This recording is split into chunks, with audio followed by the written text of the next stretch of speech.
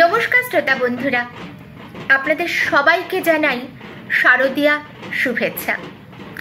উত্তেজনার পারদ তো এখন তুঙ্গে, তাই না?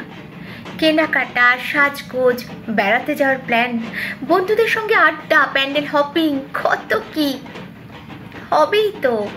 আজ যে চতুর্থী, রাত পোহালেই পঞ্চমী। দুর্গাপুজো বাঙালির শ্রেষ্ঠ উৎসব। যদিও দুর্গাপুজো সারা দেশ জুড়ে সবাই করেন, তবু বাঙালির জীবনে দেবী শুধু দেবী নন, তিনি ঘরের কন্যা উমা। ঠিক যেন আমাদের পাশের বাড়ির সেই মেয়েটি, যার উপর প্রতিবেশী, জেঠি, কাকা, মামা সকলের সমান স্নেহের দাবি, ভালোবাসার দাবি।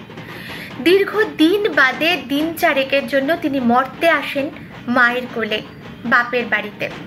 শত দুঃখ, বিচ্ছেদ, কষ্টের মাঝেও আমরা যেন তাকিয়ে থাকি সুখের এই দিনগুলোর দিকে, এই দিনগুলোর পথ চেয়ে। তাকে বরণ করে নিই ঘরের মেয়ের আদরেই। এখানেই বাঙালির দুর্গাপুজোর স্বাতন্ত্র্যতা। এই পুজোকে ঘিরে নানানভাবে বদলেছে, নতুন করে গড়ে উঠেছে আমাদের সাংস্কৃতিক ভাবনা ও তার প্রকাশ। আজ আমরা কোনো গুরুগম্ভীর বিষয় নিয়ে নয়, বরঞ্চ ব্রিটিশ আমলে বাবু সমাজের দুর্গাপুজোর ধরন ধারণ নিয়ে দু চার কথা আলোচনা করব।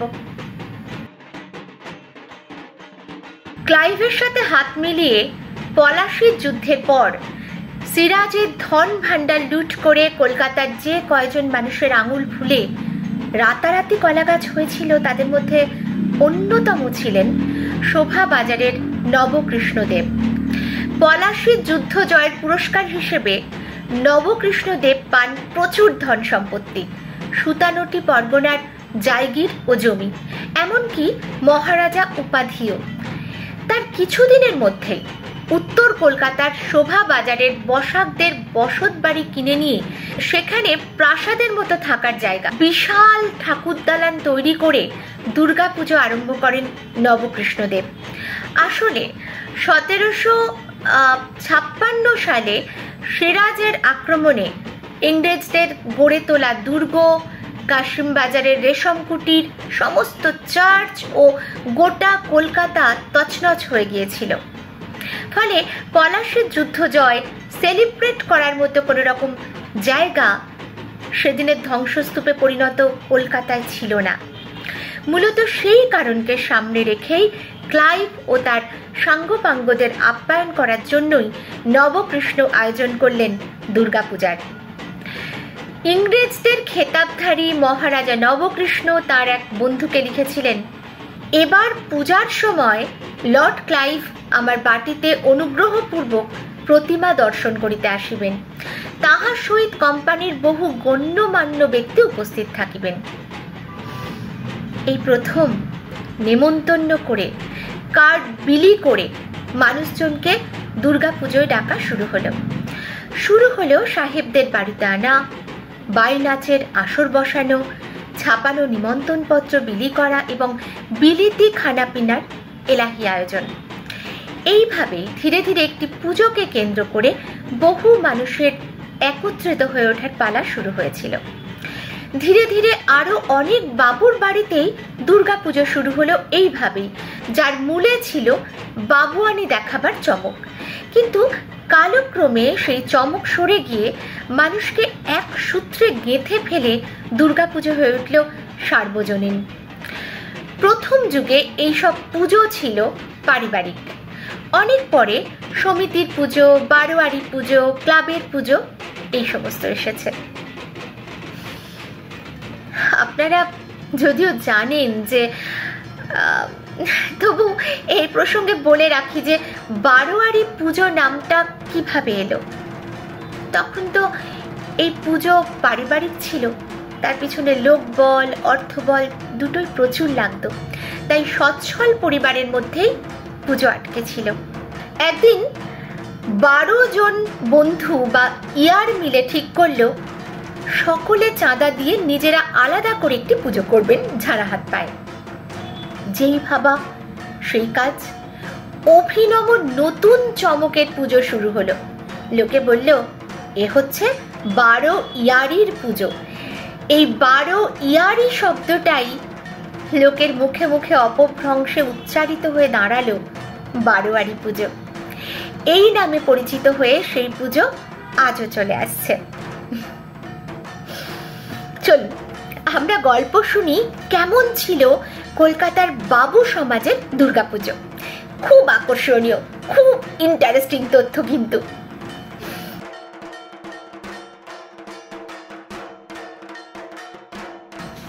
আগেই বলেছি যে পলাশীর যুদ্ধ ভারতবর্ষ তথা বাংলার ইতিহাসের অন্যতম টার্নিং পয়েন্ট। কি সমাজ, কি অর্থনীতি, কি ধর্ম, সব কিছুর ওপরেই প্রভাব বিস্তার করেছিল এই ঘটনা। সেদিনের কলকাতার উঠতি বাবু সম্প্রদায়ের বিলাসিতার এবং জনসংযোগের অন্যতম প্রধান উপকরণ ছিল দুর্গাপুজো। তা কলকাতার মাতব্বর সমস্ত বাবুদের মধ্যে অন্যতম ছিলেন গোবিন্দরাম মিত্র। তার নাতির ছেলে অভয়চরণ মিত্রের সময় এই বাবুয়ানি চূড়ান্ত হয়। অভয়চরণের বাড়ির পুজো উপলক্ষে মায়ের সাজার ও গয়না পরার জন্য আলাদা একটা ঘর ছিল। একইভাবে মায়ের শোয়ার জন্য একটি ঘর ছিল, যার পালঙ্ক দেখবার মতো ছিল। দুটো ভোগ হতো 8 মণ চাল দিয়ে, যা ঘরের কড়ি কাঠে ঠেকে যেত এবং সম পরিমাণ মন্ডা মিঠাই থাকতো সাথে। এই নৈবেদ্য বানাবার জন্য যে বারকোষ ছিল তা বয়ে আনতে 4 জন লোক লাগতো, যা আকারে আয়তনে ছিল এক একটা বড় ঘরের সমান। 1864 সালে নিজের চোখে দেখা মিত্তির বাড়ির সেই পুজোর অভিজ্ঞতায় মাকে মিষ্টি দেওয়া প্রসঙ্গে অমৃতলাল বসু বলেছেন, গরুর গাড়ির চাকার সাইজের এক একটা জিলিপি, বারকোষের আকারের গজা আর কামানের গোলার সাইজের মতিচুর, দালানে মায়ের দুপাশে রাখা এইসব মেঠাই কড়িকাঠ ছুঁয়ে ফেলত। আর পুজো উপলক্ষে প্রতিবার 1000 ব্রাহ্মণ ভোজন করানো হতো। একবার অভয়চরণের গুরুদেব কথা প্রসঙ্গে বলেন যে, বাবা অভয়, একটা কথা বলছিলাম। অভয়চরণ বলেন, বলুন গুরুদেব, কি কথা? সসংকোচে গুরুদেব বললেন, না মানে 1 লক্ষ টাকা কতটা হয় বলতে পারো? লাখ টাকার কথা শুধু কানেই শুনেছি, কখনো চোখে দেখিনি, তাই একবার সে পরিমাণ টাকা দেখার মনে খুব স্বাদ হয়। অভয়বাবু কিচ্ছু বললেন না। এরপর পুজোর শেষে বিজয়া দশমীর দিন একটা ঘরে গুরুদেবকে বসিয়ে প্রণাম করে প্রণামী আনার জন্য ইশারা করলেন। তার লোকেরা ঝুড়ি ঝুড়ি টাকা এনে ফেলতে শুরু করলো। অভয়চরণ নির্দেশ দিয়ে রেখেছিলেন 1 লক্ষ টাকা যেন প্রণামী হিসেবে দেওয়া হয় 1 টাকা মূল্যের খুচরো টাকায়। 1 লক্ষ হওয়ার পর দেখা গেল গুরুদেব টাকার তলায় চাপা পড়ে গেছেন। এই ঘটনা আমরা পাই ঐতিহাসিক বৈদ্যনাথ মুখোপাধ্যায়ের লেখায়। বাবুন তো একবার, কি কাণ্ড! জানেন বন্ধুরা, বড্ড দুঃখের বিষয় যে সেই মিত্রবাড়ি ও তার পুজো আজ আর নেই, হারিয়ে গেছে কালের গর্ভে।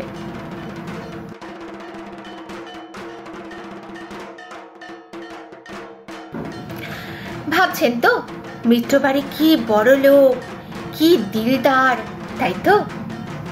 তাহলে শুনুন, এর ওপরে ছিলেন আমাদের দ্বারকানাথ ঠাকুর। তিনি বলেছিলেন, তোমরা গয়না পরিয়ে খুলিয়ে নাও। এ ঠিক নয়, আমি মাকে গয়না দেব, খুলবো না। আশ্চর্যের ঘটনা, তিনি 1 গা গয়না সমেত দুর্গা প্রতিমা গঙ্গায় নিরঞ্জন করতেন। ভাবতে পারেন এই কাপ্তেনি করার ফল উত্তরকালে কিন্তু সব বাবুর বংশধরকেই চোকাতে হয়েছিল। চলুন ঘুরে আসি জোড়াসাঁকোর দাঁ বাড়ির পুজো থেকে। বাবু রামকৃষ্ণ দাঁ মা দুর্গাকে গয়না দিয়ে সাজাবার ব্যাপারে কোনো খুঁত রাখতেন না। সোনা রূপো দিয়ে সেই সমস্ত গয়না তো হতোই, আবার প্যারিস থেকে হিরে মুক্তোর গয়নাও নিয়ে আসতেন। আজও কলকাতার দাঁ বাড়ি গেলে দেখতে পাবেন প্রতিমা কিভাবে সোনা, হিরে, জহরতের গয়নায় মুড়ে দেওয়া হয়।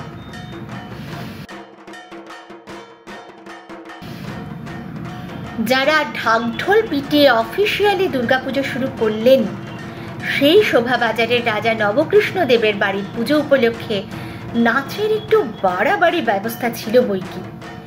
বেনারস থেকে বিখ্যাত কোন কোন বাইজি আসবে আগে ভাগে পত্রপত্রিকায় বিজ্ঞপ্তি দিয়ে তা জানিয়ে দেওয়া হতো। পুজো উপলক্ষে বসে যেত নাচ গানের বেপরোয়া মেহফিল। গোটা কলকাতা ভেঙে পড়তো শোভাবাজারের ঠাকুর দালানে নাচ গানের আসরে।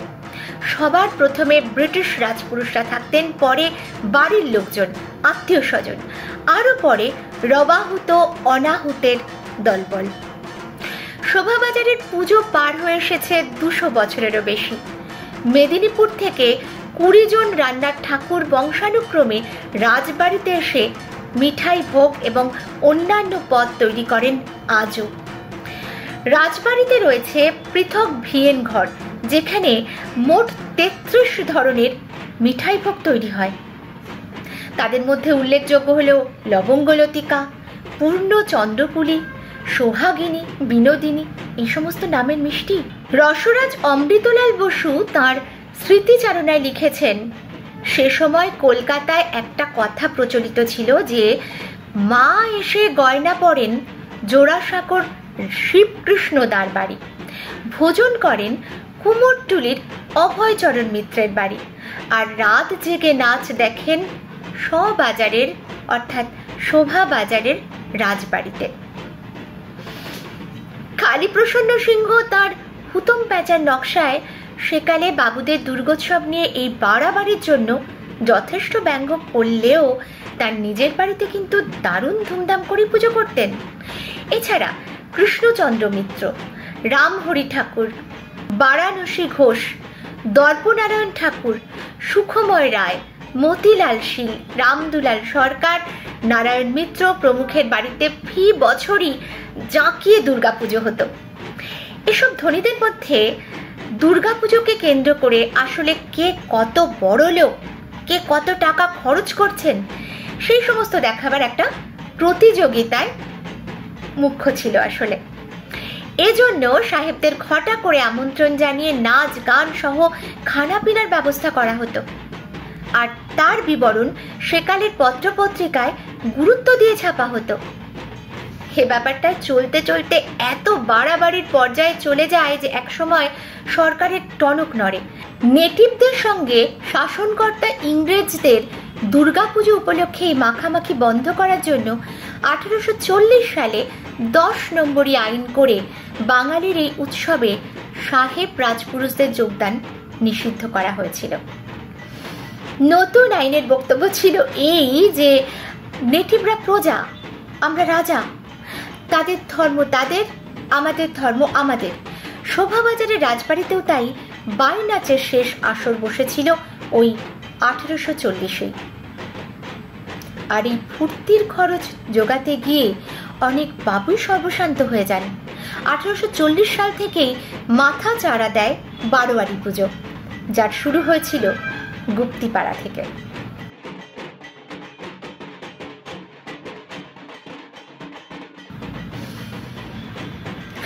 আগেই বলেছি, উৎসবের স্বার্থে নয়, বেশিরভাগ পুজোই শুরু হয়েছিল বাবুয়ানির প্রতিযোগিতায় অংশ নিতে।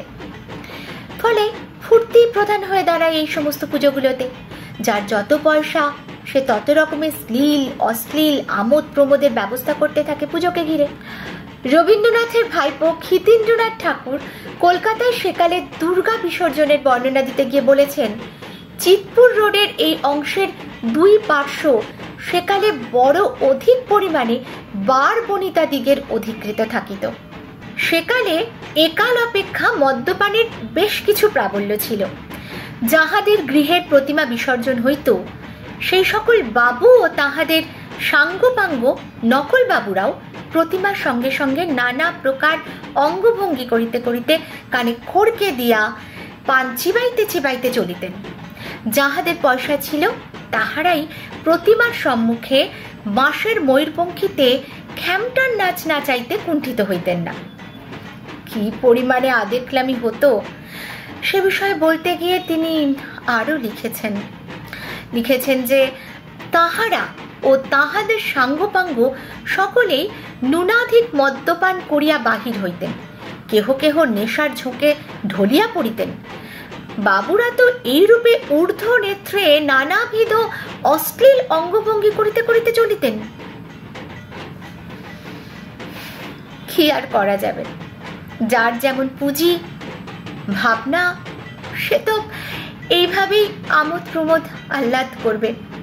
এইভাবেই দুর্গাপুজোর সার্বিক ভাবনা ছড়িয়ে পড়েছিল আধুনিক বাংলা সমাজে, যা কালক্রমে হয়ে ওঠে আমাদের কৃষ্টির প্রতীক।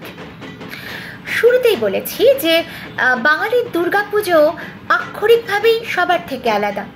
এই পুজোয় দেবীর মাহাত্ম্য চাপা পড়ে যায় মানবিক আবেগে, আর তিনি পর হয়ে থাকেন না, হয়ে ওঠেন আমাদের ঘরের মেয়ে। এখানেই বাংলার পুজোর বৈশিষ্ট্য। আর এই আবেগকে ঘিরেই দুর্গাপুজোকে জড়িয়ে সৃষ্টি হয়েছিল গান বাজনার এক নতুন অঙ্গ, যার মূল শাখার নাম কি নাম? আগমনী গান। এই গানের মাধ্যমে নান্দনিক ভাবনার সাথে সাথে অন্তরের ভালোবাসাকে জড়িয়ে বিমূর্তকে মূর্ত করে তোলার এক আন্তরিক প্রয়াস থাকে। আর এই প্রয়াসের মূর্ত হয়ে ওঠেন আমাদের দেবী। তখন তিনি আপনার জন, ঘরের মেয়ে। তার পরনের আটপৌরে কাপড়ে লেগে থাকে তেল হলুদের সাথে সাথে মাতৃসুখের আস্বাদ। পরে আমার না ইচ্ছে রইল যে আগমনী গান নিয়ে একটু আলোচনা করব। আজ কিন্তু এই পর্যন্তই। আপনাদের পুজো ভীষণ ভীষণ ভীষণ ভালো কাটুক, আনন্দে কাটুক। ফিরে এসে পরের সপ্তাহে শুনবো আপনারা কেমন কাটালেন দিনগুলো ঘরের মেয়ে উমার সঙ্গে। মায়ের আশীর্বাদ নেমে আসুক আপনাদের সকলের জীবনে। সকলে ভালো থাকুন। ও হ্যাঁ, প্লিজ ভুলবেন না কিন্তু একটা জিনিস, আমার চ্যানেল গল্পরার একটু সাবস্ক্রাইব করে দেবেন যারা সাবস্ক্রাইব করেননি। আর বন্ধু বান্ধব আত্মীয় স্বজনকে একটু বলবেন আমাদের কথা শুনতে, কবিতা শুনতে, গল্পরার সমস্ত অনুষ্ঠানগুলো শুনতে। কেমন? আজ তাহলে আসি। নমস্কার।